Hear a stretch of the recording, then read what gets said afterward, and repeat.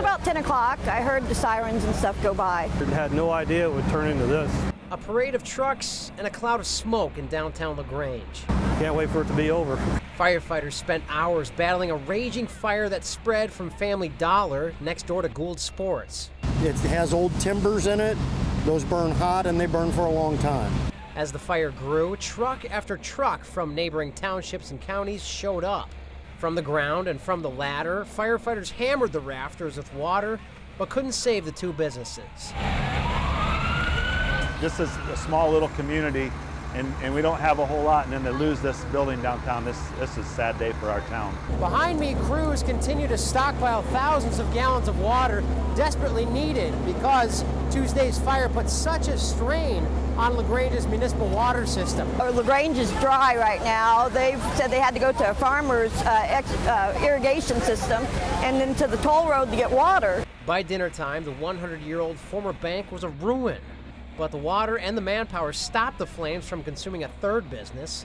And for this day, it was enough. And I cannot thank our local businesses enough for the help that they give us in times like this. A pleasant evening for a ball game in Delphi. And now the starting lineup for your Lady Oracle. The high school girls softball team is enjoying a successful season to the delight of parents. There comes a time you have to get back to normal, whatever normal is. Oracle fans enthusiastically soak up sunshine and youthful energy. Go get them! Just 3 months after February's horrific crime. It just never leaves your mind and never leaves your heart. You know, you're always looking over your shoulder right now. I mean, everybody has that edge. Everybody has that, you know, they're still scared. Fear remains on people's minds in this small town, knowing a killer has yet to be caught. This is not like anything Carroll County's had before. On Valentine's Day, Abby Williams and Libby German were found dead near the Monon High Bridge Trail.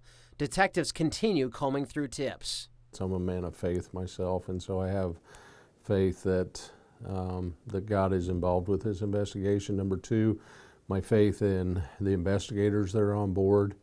And number three, the faith that I have in this community. Well, whatever you thought in those first initial days or weeks, it's now time to call that person in because we don't have somebody arrested for it.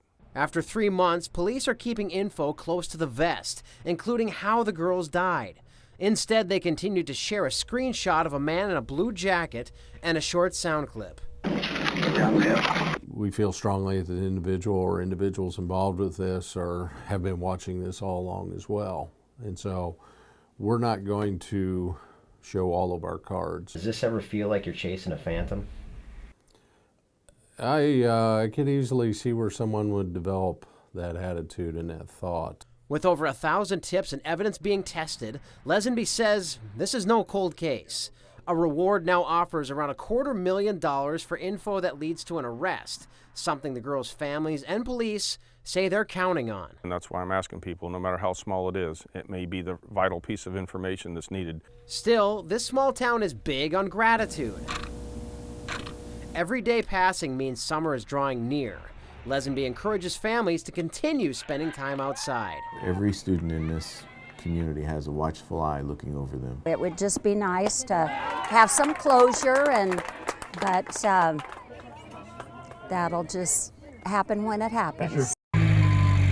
As fast as clean water can be trucked in and unloaded in Flint, homeowners go through it nearly as fast. There's a lady who has her recycle bin. I mean, it's just overpouring with water bottles. I'm not sure. That's probably from one day's use. At the city's water plant, holding tanks sit dry, and some of the only activity is clerical. We're encouraging homeowners to continue to have their water tested every few weeks to see what the lead content is. You have a great day, sir. Still, plenty of traffic flows through downtown as people continue what's become a new routine. We're here to help them for as long as necessary.